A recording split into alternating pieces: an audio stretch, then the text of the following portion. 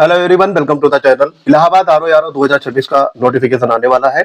Allahabad APS 2026 का notification आ चुका है। दोनों एग्जाम्स के लिए ये वीडियो अति महत्वपूर्ण है। जो साथी पहली बार जुड़ा है चैनल को सब्सक्राइब कर लेंगे और अपने दोस्तों को भी शेयर करेंगे। तो आइए स्टार्ट करते हैं आज का वीडियो। क्वालिटी का ये टेस्ट 1 है, करेंगे। भारत सचिव का पद निम्नलिखित में से किसके द्वारा बनाया गया था? 1773 का रेगुलेटिंग एक्ट, 1853 का चार्टर अधिनियम, 1858 का भारत शासन अधिनियम और 1861 का भारतीय परिषद अधिनियम। तो भारत सचिव का पद बनाया गया था 1858 के भारत शासन अधिनियम। सी पार्ट यहाँ पे करेक्ट हो जाएगा। अब इसमें देखेंगे ये चारों के क्या क्या इसमें अधिनियम में बनाया गया था, चारों की क्या क्या विशेषताएं हैं, ये सारे आपको जरूर देखना चाहिए। देखो 1858 में और कौन कौन से थे? एक तो था ब्रिटिश रानी का भारत के सभी क्षेत्रों पे अधिकार हो गया था। दूसरा है प्रत्यक्ष ब्रिटिश निवेश कर दिया गया था। प्रत्यक्ष ब्रिटिश निवेश हो गया था इस अधिनियम के तहत। अदालत के निदेशक और ईस्ट इंडिया कंपनी के बोर्ड के नियंत्रण को ध्वस्त कर दिया गया। तो यहाँ पर ईस्ट इंडिया कंपनी का शासन ध्वस्त कर दिया गया और ब्रिटिश रानी का यानी राजा का शासन शुरू हो गया था। और ब्रिटिश सरकार प्रशासन के बीच संचार की कड़ी क्या थे? राज्य सचिव। तो राज्य सचिव को ब्रिटिश सरकार और प्रशासन यानी एडमिनिस्ट्रेशन के बीच में संचार की कड़ी के रूप में जोड़ा गया। 1773 का रेगुलेटिंग एक्ट देखेंगे। इसमें बंगाल का गवर्नर जनरल बनाया गया। ठीक है। दूसरा है बंबई और मद्रास की प्रेसिडेंसियों को बंगाल के अधीन कर दिया गया और एक केंद्रीय प्रशासन की नींव यहां से ही स्टार्ट होती है। रेगुलेटिंग एक्ट में 1774 में एक सुप्रीम कोर्ट की स्थापना होती है और जिसमें एक मुख्य न्यायाधीश और 3 अन्य न्यायाधीश बनाए जाते हैं। इसमें मुख्य न्यायाधीश रहते हैं एलिजा एम्फे और 3 अन्य न्यायाधीश रहते हैं।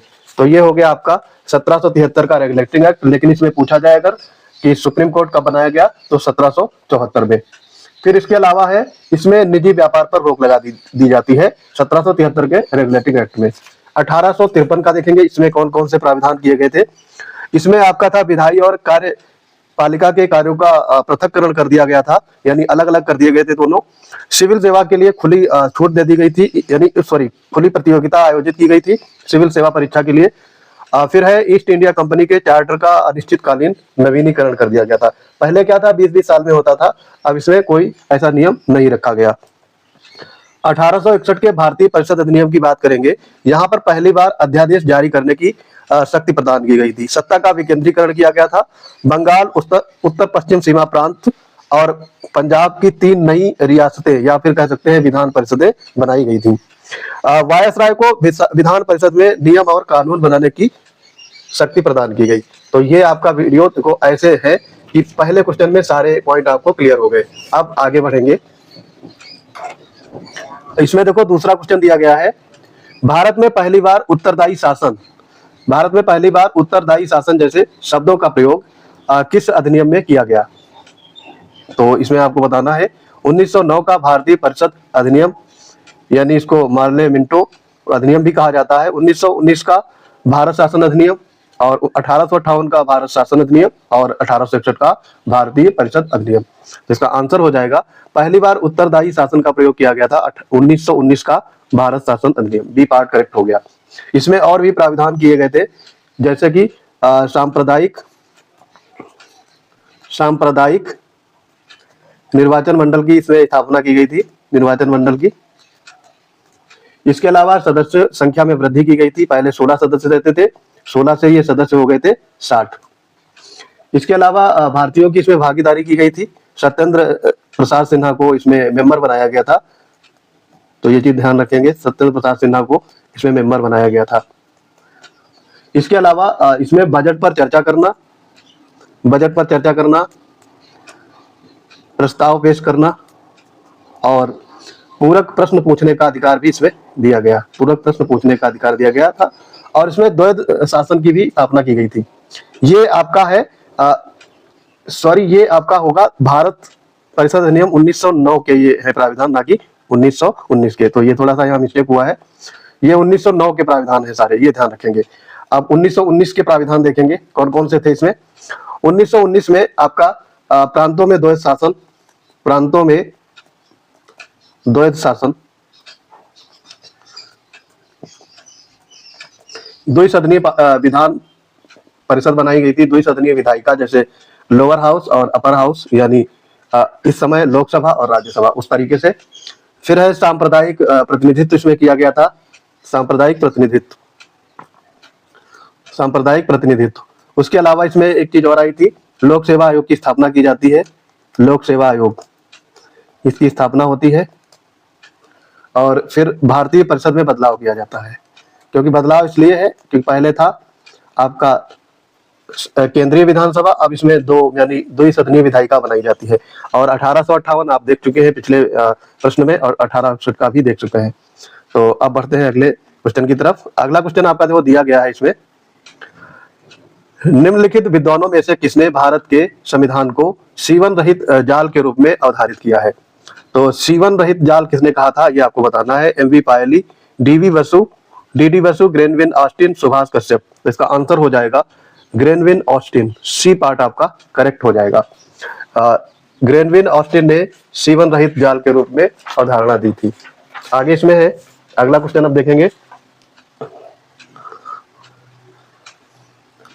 निम्नलिखित में से कौन भारत के संविधान की प्रारूप समिति का सदस्य नहीं था।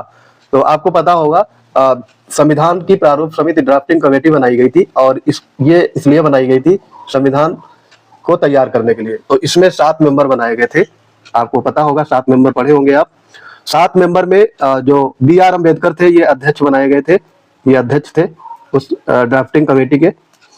इसके बाद में एन गोपाला स्वामी अयंगार, मेंबर आप देख लेंगे, मेंबर 6 थे, एक अध्यक्ष, तो 7 टोटल हो जाएंगे।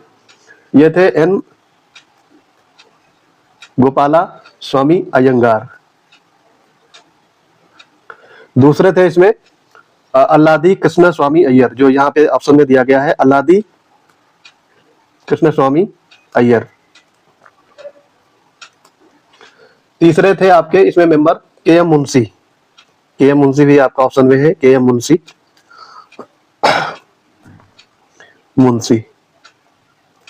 चौथे थे आपके सैयद मोहम्मद सादुल्ला, तो ये सादुल्ला थे।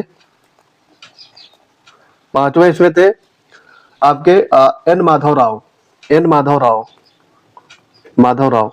और ये एन माधव राव थे, ये बी एल मित्रा की जगह लिए थे, क्योंकि इनका हेल्थ इशू हो गया था, तो स्वास्थ्य ठीक ना होने की वजह से इन्होंने अपना पद छोड़ दिया, और एन माधव राव ने इस पद को ले लिया। छठे थे इसमें टीटी कृष्णामचारी, ये सारे नाम आपको ध्यान रखने हैं। टीटी कृष्णामचारी ये डीपी खेतान की जगह लेते हैं, क्योंकि डीपी खेतान की 1948 में मृत्यु हो जाती है।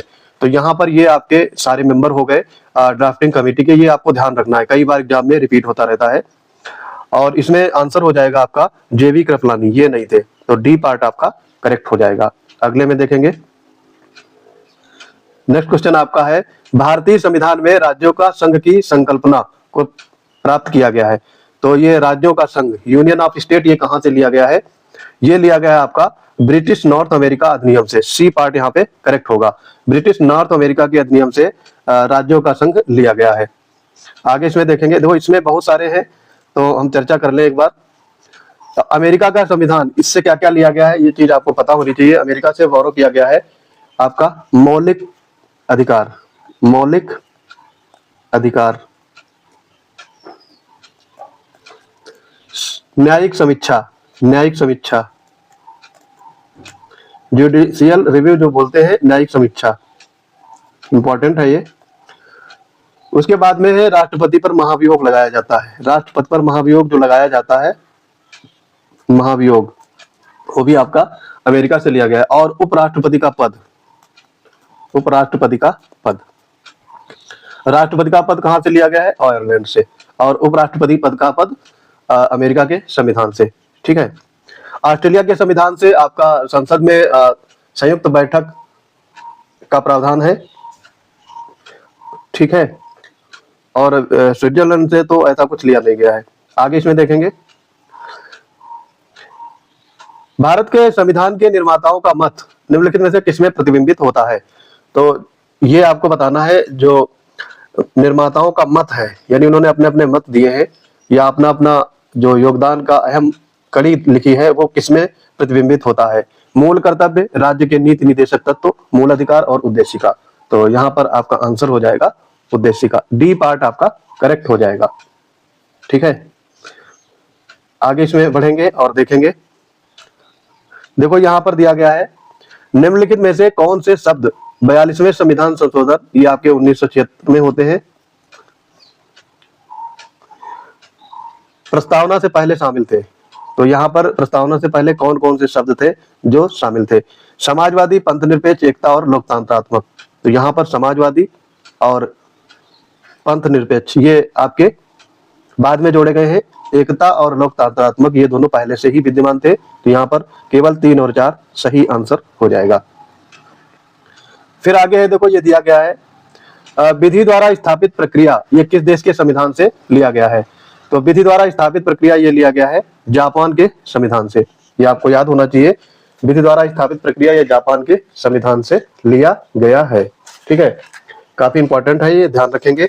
अमेरिका का मैंने बता दिया था, मौलिक अधिकार, न्यायिक समीक्षा, राष्ट्रपति पर महाभियोग और उपराष्ट्रपति का पद, ये आप देख चुके हैं। ब्रिटिश के संविधान से इंपॉर्टेंट है, ये ध्यान रखना है। संसदीय शासन प्रणाली, संसदीय शासन प्रणाली। दूसरा है विशेषाधिकार, संसद के विशेषाधिकार जो होते हैं। विधि का शासन, देखो यहाँ पर विधि का शासन है, वहां पर विधि द्वारा स्थापित प्रक्रिया, दोनों में अंतर आपको याद होना चाहिए। संवैधानिक रूप से राष्ट्रपति की स्थिति, विधायी प्रक्रिया, एकल नागरिकता, एकल नागरिकता। हमारे यहाँ एकल नागरिकता है, जबकि आपके अमेरिका में डबल नागरिकता है, एक स्टेट से लेनी होती है, एक आपका सेंट्रल से। फिर है चुनाव में जो सबसे ज्यादा मत प्राप्त करता है उसको मंत्रिमंडल प्रणाली की प्रक्रिया को पूरा करना होता है। जैसे यहाँ पे आपका लोकसभा में जिसकी सीटें ज्यादा होंगी वही नेता बनेगा और फिर प्राइम मिनिस्टर पद को सुशोभित करेगा। परमाधिकार लेख इसमें होते हैं, परमाधिकार लेख, ये भी चीजें आपके ब्रिटिश संविधान से लिया गया है। जर्मनी से आपका आपातकालीन प्रक्रिया। ठीक है, आपातकाल में मूल कर्तव्य, मूल अधिकार जो होते हैं उनका निलंबन। और ध्यान रहे इसमें अनुच्छेद 20 और 21 किसी भी तरीके से कभी भी निलंबित नहीं किए जा सकते, यानी उनका निलंबन नहीं किया जा सकता है। ठीक है, आगे इसमें है, संसद के दोनों सदनों की संयुक्त बैठक का प्रावधान ये आपका लिया गया है, मैं पहले ही बताया था, ऑस्ट्रेलिया के संविधान से। जापान से विधि द्वारा स्थापित प्रक्रिया, साउथ अफ्रीका से आपका लिया गया है संविधान संशोधन, 368 आर्टिकल में दिया गया है संविधान संशोधन अधिनियम, ये आपके साउथ अफ्रीका से लिए गए हैं। अमेरिका से आपको पता है, पहले ही बताया जा चुका है। फिर आगे है, इसमें देखो कथन दिया गया है, भारत एक लोकतांत्रिक देश है। ठीक है ये, और भारत का अपना एक संविधान है, ये भी ठीक है। अब आपको बताना है इसमें कथन और कारण दोनों सही है, लेकिन यहाँ पे देखो लोकतांत्रिक देश है, ठीक है, लेकिन लोकतांत्रिक देश और संविधान ये दो अलग अलग चीजें हैं। जरूरी नहीं है कि लोकतांत्रिक देश में संविधान हो, पर भारत में ऐसा है। तो कथन और कारण दोनों सही है, परंतु कारण कथन की सही व्याख्या नहीं करता है। बी पार्ट यहाँ पे करेक्ट हो गया। आई होप ये वीडियो आपको समझ में आ गया होगा। जो लोग हमारे पेड बैच से जुड़ना चाहते हैं, पीसीएस वंडर्स टेलीग्राम चैनल से जुड़ेंगे, वहां पर आपको पेड बैच से related details, daily current affairs और दुनिया भर की जानकारी, इसके अलावा नोटिफिकेशन, एग्जाम कब होगा, एग्जाम एनालिसिस इत्यादि चीजें आपको एक ही प्लेटफॉर्म पर उपलब्ध हो जाएगी। तो मिलते हैं अपने अगले इंपॉर्टेंट वीडियो के साथ, तब तक के लिए पढ़ते रहिए। जय हिंद।